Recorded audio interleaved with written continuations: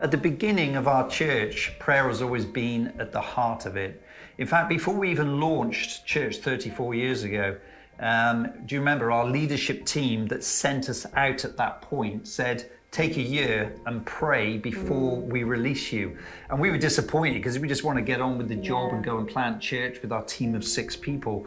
But they said, no, take a year out and pray. And I think there was a test in that. But right from the start, we knew what it was to come to God in prayer and say, God, we want you to be in the center of this. Right. And then we got going with our team, and we were in this small town in Leominster. And right at the beginning, we knew that prayer was going to be the key to the breakthrough we wanted to see in that town. So we did various things. We used to have prayer every week. We'd have prayer meetings in our home. We'd get the kids all off to bed, and then we'd have like this crazy prayer time. And we would declare amazing things that were, in fact, some people would think were stupid or perhaps unbelievable. But we just had this heart that through prayer, we would see miracles. We would see the impossible. Yeah, we believed it. And one of those things was me and 2 of the other guys that we were building church with. We said, look, we can do more. I mean, there's always more prayer that you can do. So we used to sort of meet together, I think it was about 6 a.m. before we all went to work. And we would then go off running. That would wake us up at 6. Then we would come back and have prayer. And we didn't just do that once a week. We did it every morning, 5 days a week. We would do this for the first few years. So I just want to say to all of you right now, Freedom, that we were birthed out this passion that prayer makes a difference. Prayer really does change things, and we never dreamed of what God had in store, but that's how we started.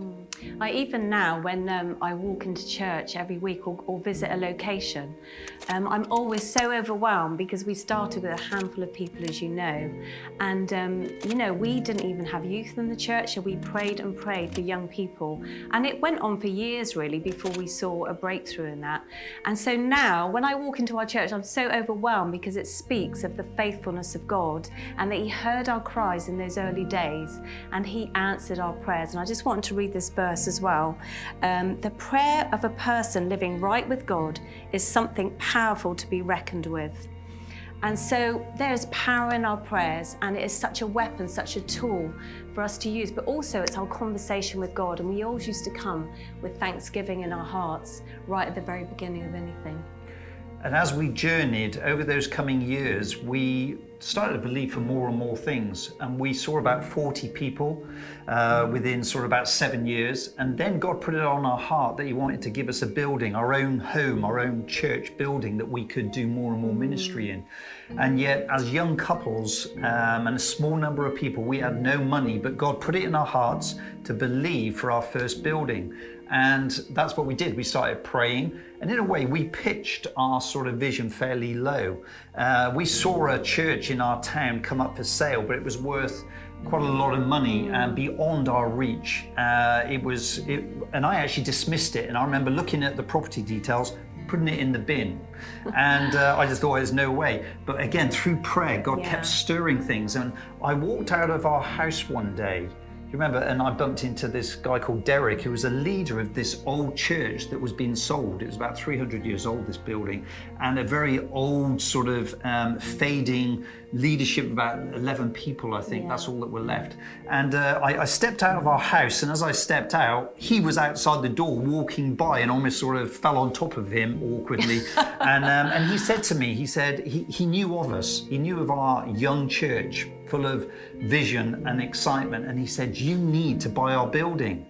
And I said, hey, we can't afford it. So funny how we say those things. I said, we can't afford it. It's like too much. He said, just come and look. So I arranged a meeting, went and looked at this place called Brook Hall, this church that had been there for, I don't know, about 100 years, and they'd baptized hundreds and hundreds of people there. Great history, but had now faded. We went along and we looked at it, and it was ideal. It was a fantastic location in the town, and God said, this is the place I want to give you. I want to do a miracle. And I was thinking, but how are we going to do it? So again, we went straight back to prayer, brought it to our team, we prayed on it. And I said, look, God's given us this opportunity, but we have no money. So we prayed, and then God said, He said, look, I want you to put an offer in, and I want you to put in half of what they're asking. Now, in the UK, that's like an insult. You might 10%, you might be able to do that, but half of what it was worth. But God said, he said, no, I'm not authorizing you to put in the full price. You need to offer half. So we put in half of the what they were asking for. And then I heard back from this guy called Derek, who was one of the leadership team, and he said, you've upset everyone. You have offended everyone. I got a bit of a habit of doing this, but what happened, he came and he said, do you know what? They are all unhappy about the fact you've even shown interest. We don't like the style of church you are. And he said they all need to agree unanimously to sell it. So sorry, but you're going to need a miracle. And we remember night after night praying, God, we've taken action, we've created some movement, and we've put in the offer. Now, God, we need you to move, but we need to back it with prayer. See, there's prayer and action, steps of faith. So we did that, and he called me, he said, we're having a meeting tonight. He said, you might want to pray because they're very angry about that, and there's no chance probably of you getting this building. And then we got into prayer that night, they met. And then the next day, do you remember, Derek called and he said, I need to meet you at the building. And I said, Derek, you sound emotional. He said, I can't say anymore. I need to meet you at the building. So we went round to the building, and he was in the church building, and he was there, tears just rolling down his face. And he said, you won't believe what happened last night. We all met, he said, and people were angry and they didn't want to agree to your offer. But he said, God brought up that for 40 years, there'd been division amongst them as a leadership team. There'd been some offenses that they had ignored and never dealt with. And he said, no one had ever dared talk about it, but it came up that night. And that night it came up, and he said, they turned around and they said, who are we to stand in the way of what God wants to do next? And he said, unanimously, we agreed to sell this building for half of its value to you. So he said, right now, I know we've got to do all the legal stuff, but I want to hand it over to you right now. And I remember putting my hands on this older gentleman and praying for him, tears, and he said, will you pray for forgiveness for how we didn't steward what God put in our hands? Wow. God changed the hearts of men that were hardened through prayer. Yeah, and that's the amazing thing, is that prayer changes the game. It's a game changer. And, it gives a different result. It changes the result of things. And so that was such a miracle. And we were we just celebrated everything. Any answer to prayer, it was a celebration. And I think when we got the yes on, hey, we're going to accept your offer, it then went to the solicitors. But this is the funny thing, is we celebrate that God was with us, and we really knew it. There's something about we know you're with us. But we didn't have any of the money that we made the offer for. So we had this miraculous move, and it's like God saying, come on, trust me, trust me. So then I came to the church and said, yeah, our offer's accepted, but we got no money. And then we went through all the natural solutions, banks for charities, for churches. And one by one, they looked at us and they said, sorry, but you've got no income as a young church. Your income is too low. You've got no savings. All we had was the money for the solicitor. That's all the money we had between us. You got no collateral, and we went through every option. And at the last minute, because through this time, what had happened as we were praying week on week for God to do a miracle, every option that we thought came back as a no. And we came to the last one, and all our hope was in this last one, and it came back in as a no. And in the meantime, I had this church leadership calling me and the solicitor saying, we're ready to complete, we're ready to exchange, we're ready. And even in the town we were in, other churches were saying, oh, are they going to do it? I don't think they got the money. And we didn't have the money, but there was something about prayer that God said, we just kept praying. Trust me. Kept knocking on the door. Trust me, keep knocking, keep believing. You're going to be a people that believe who I am, that I am, and I will do what I say. So we kept going and praying to this last minute. It was like a 5 to 12 moment. And I said, God, our last option came through as a no. We have nothing else. And God said, are you going to trust me right now? Your back's against the wall. No other. Are you going to trust me right now? And we'd also given our notice in on the building we were in, because I felt God say, don't you keep that as a safety net. So we were out of the building we were in. We were going to be homeless, and it was 5 to 12, and all the eyes were on us. And then God moved. I came down one morning and got the post, picked it up, opened up this envelope that had a solicitor's name on the back from a local town. I'd never heard of it before and thought it was made up, but I opened it up and this letter said, "We've got a client that wants to loan you the whole amount of the money that we needed. And that money is sat here right now waiting for you. All you have to do is call us and we will release it." And I came to you and I just fell on the floor, didn't I? Yeah, you fell on the floor in tears because it was so we were on this overwhelming. journey and we believed God would move. And I looked back then, it was the Yellow Pages, I looked in this like telephone book to check the address was real. So I thought it was a hoax. And it was real, and I phoned them and they said, "Oh yeah, Mr. Snowzell, we've been waiting for your call. Can you give us your account details? We're going to get this through to you." And I came off the phone and said, "Hev, it's real and God has answered our prayers." And do you know what? That week we paid, we completed on that building, and we marched with our children around it's from amazing. one part of the So town to the powerful. other. We marched and took possession of what God had given us. It became a miracle. It became a statement that Yeah. God said, "If I'm for you, who can be against Yeah. you?" But the key was prayer. The key was prayer, church. The key was prayer. There's miracles for every one of you right Breakthrough. now. And God is just saying, hey, you don't see it because you're not asking. And I just believe that God is saying it's time to ask again. on. It's time to ask right now. In the world that we're in, there is so much need. We need to be a church that asks as God wants to move. Yeah, come on. So within the years to come, God put on our heart Cardiff. And right now, you might be in Cardiff, our first location that we planted out, but that came through prayer. It was in prayer that God put that city and the people of that city on our hearts.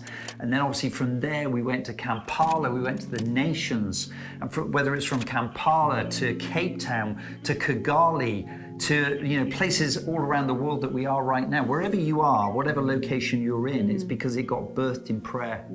It was in prayer that God spoke into our hearts and he said, there are people that you need to go and take this message and see the freedom of God come. And that's how we started it, because it's not just about buildings and about, hey, we want to see this answer and that answer. God is interested in each of us personally. He's interested in you, and we experience that ourselves in a very real way.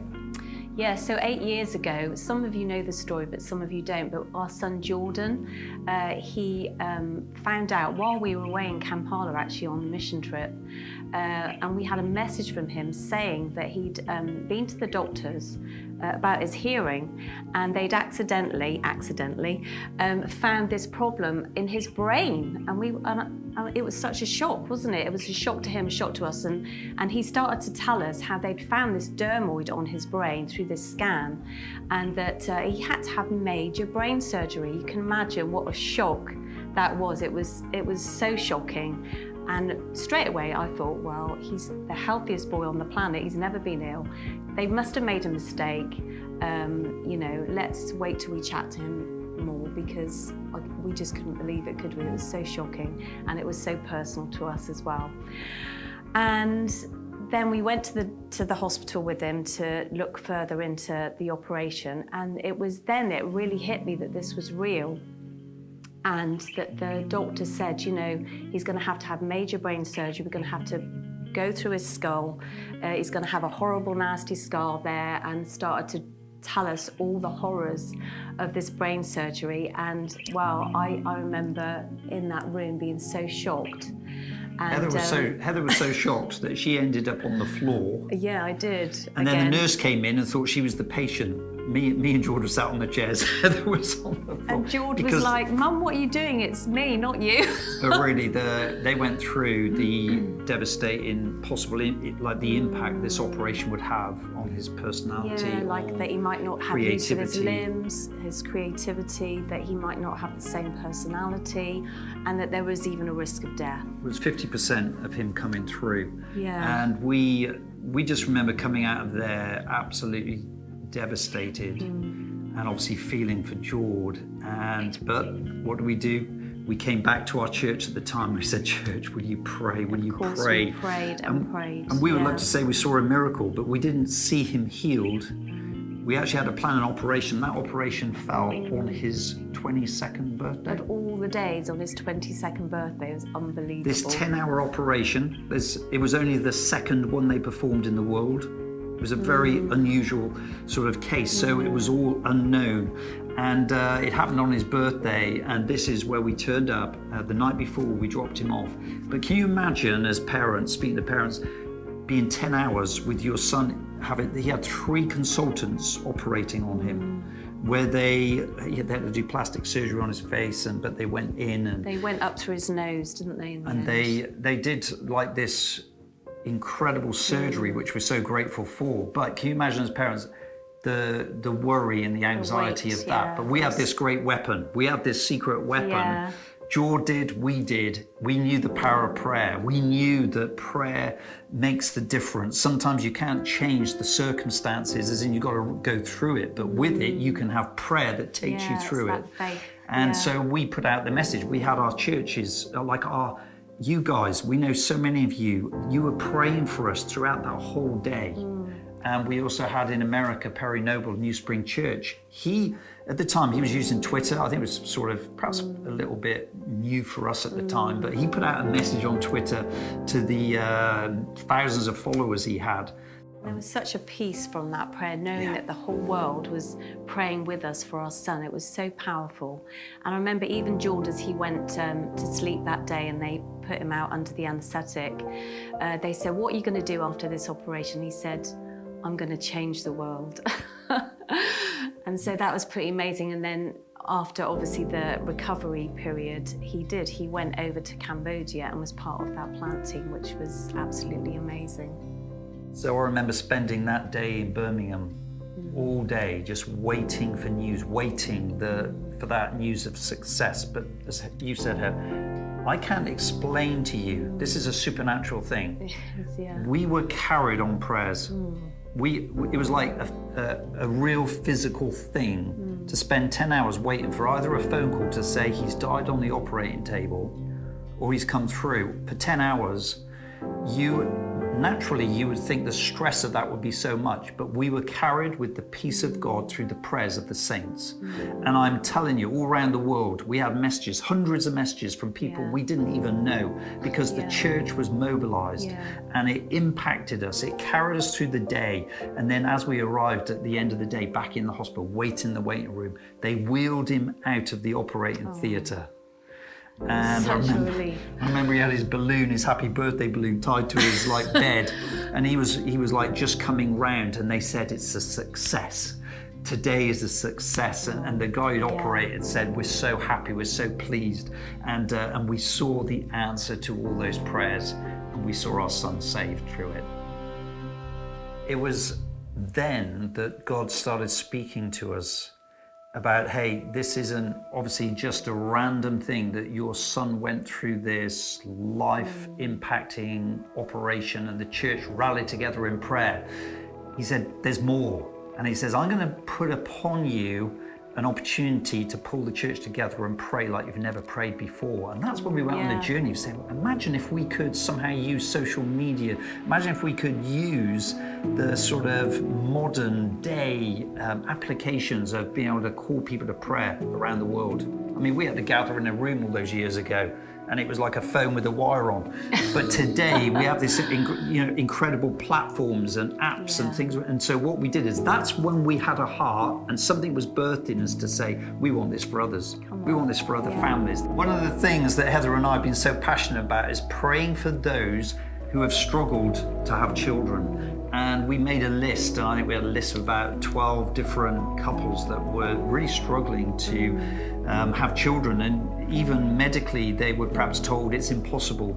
You're never going to see children. But we believe in legacy. We believe that God, gives this promise of children. And so it's been a prayer for years that we both have joined in. And one by one, we have gone through this list of people that God cares about and say, look, there's children. And we prayed that through. And you know what? 11 out of those 12, we have seen miracle babies. Amazing. Amazing. Yeah. Prayer made the difference. Prayer made the difference. Prayer made the difference. Prayer made the difference. Prayer made the difference. There are people around the world that need prayer, and it's no good hearing about it weeks later or never hear. What if we could somehow mobilize the church, mobilize our church and say, come on church, we got a need. Someone's sick right now. They need an answer to prayer. Someone has a financial need. Let's pray. Let's not just around the church, but around individual lives. Like God is interested in every part of that. And so that's when we started going on the journey of saying, is it possible to build a prayer app, a global prayer app that we can call our church together? Because when you get that power moving, it changes lives. Many of you already know about our prayer app and use our prayer app daily, and it's such an amazing tool. Fantastic. It is absolutely brilliant, isn't it? We Love use it. it. We every time we go on a journey, we That's like right. get the On the prayer way app here, we out. were using it. We Yeah. press the button and we get praying for whatever. So, and it's amazing because we can all pray together globally across the world, and it's such a powerful weapon against the enemy as well. We can pray for individual stories. We can pray for global things. We can pray for everything, and it's just incredible. And it's not just praying; it's believing what we're praying for. We believe in miracles. We believe a God that can perform miracles. But we have a whole brand new version of the prayer app coming to you. And so this, as a leadership team, we just want to invest in prayer. And by doing that, we've invested in the prayer app, been working on that. And this is this second version that's coming out right now that we're so excited about. And we want to just say to you that this is impacting people around the world. Yes. We're hearing stories all the time, and especially our leadership team, we get to hear the amazing testimonies of life change because you as the church have been praying.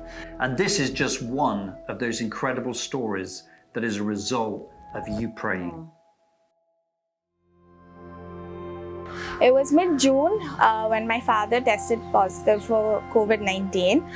We tested both my mom and my dad. By God's grace, my mom turned out to test negative. As soon as we realized what was happening, we started monitoring his vitals. We started keeping a check on him to, see if he's facing breathlessness or any of the other symptoms that are scary.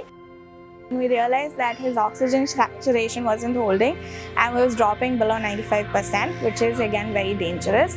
So we called up hospitals to see if we could find a bed to get him admitted because age was not on his side. He had a lot of comorbidities that make the condition more severe.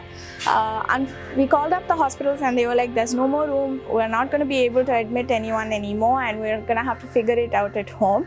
We spread the word out, and then finally one of our cousins got back to us and said that they had managed to find a bed for my dad and we could get him hospitalized. So we went into hospital thinking that he would test negative, everything would be fine, we would come home soon, we'd probably have to spend those 14 days in hospital and then we'd be out and we'd be fine. But we didn't know what was really in store for us, and thus began almost a 50-odd day journey where my father was in hospital with just machines and 4 walls for company because we weren't allowed to be with him. On the 5th day, just like we expected, his lung condition started deteriorating, and on diagnostic tests, the doctors quantified the damage to be a 38 on a 40, on a scale of 40. And for the next 50 odd days, my dad was in the hospital. We didn't know if we would, every evening when we see him, we didn't know if we would see him again the next morning. We reached out to our campus pastors and then we asked them to get the church to start praying for us and just getting behind us, because we knew what we were asking for was against medicine. So our campus pastors put us on to the prayer app, and then soon they even put us onto the global page so that we had people from all around the world praying for us. But people who I had even never met, and there were prayers pouring in from different corners of the world. That was a point of encouragement when we went into the ICU every evening. We would tell our dad that, there are people praying for you all across the world. Like, God's got you, and, there's nothing that we need to worry about anymore. These 50 odd days also meant that we had very sizable and very significant hospital bills. And another thing that really helped us get out of this was EMF. So we reached out to EMF, and our campus pastors sort of championed us through, and we also got grants. We also got an anonymous donor from Freedom who reached out to us and said that they would like to give us a gift, like no questions asked, just want to be there for us and help us through this situation. So we went from having a very basic insurance plan, very minimum resources, to having enough to pay off our bills and to also have a little extra to take care of my dad once he comes home. God took care of all of our financial needs before when we had a plan to see how we could. We are on that long road to recovery, but we are believing that just like all of the other miracles that we've seen through these 50 odd days, where we've had financial provision, we've had peace and joy in a situation that really doesn't demand it. Even now that God would renew my dad's lungs and he would even get a new pair of lungs from God, and that we will see complete victory and complete healing in his life. Prayer has really brought us victory. It's really won us the victory that science and medicine couldn't. And our battle isn't done. My dad is still on oxygen support, but we are believing and we're praying along with everybody who's been praying for us, with us, that we will see it through and that my dad will be back to normal once again. That whole family have been impacted. I just feel like God is saying there's so much more that I want to do if only my people would pray. So that's our shout out to you today, is it's time, church, it's time that we get behind our church in prayer, that we call out to God for what he wants to do next. Yeah, don't underestimate the power of your prayers. Every single prayer matters. And even in this season, it's been so difficult for many people, and some of you are still going through it now. But I want this to be a real call back to prayer, back to who we are, back to basics, that we can call out and cry to our God. We cried out for people. We'd never seen their faces, and now there's people in Chennai, in Cambodia, and all over the world, because we stood and we prayed together, and we got on the prayer app. And I want to rally you today and stir your faith to pray again. Keep knocking on that door, because breakthrough is coming to you. It says in Matthew 18 verse 19, Jesus says again, truly I say to you that if just two or more of you agree on earth about anything in my name, and you ask for it, it says then it will be done for them in heaven. And this is the basis of our prayers. Can you imagine when we gather like 20, 200, 2,000 believers praying together in agreement about things? There is power in that. And that is really the heart of our prayer, is to change the world through prayer, to actually go ahead in prayer, to see that God can move. And it doesn't matter if you're a young Christian, whether you've been a Christian for years. I'm asking you right now, will you engage with this? Will you get involved? Will you own it? Will you get to be a part of it? We need your prayers. The world around you needs your prayers. And it's only going to be when we get to heaven, I believe, that we're going to stand there and say, because you prayed, this person is here today. This situation changed because of your prayers. And we believe in you. We believe that you can make a difference. So will you join us as we launch this whole new upgrade, that we're going to upgrade and step up in our prayers, that we're going to change and we're going to bring heaven to earth through our prayers.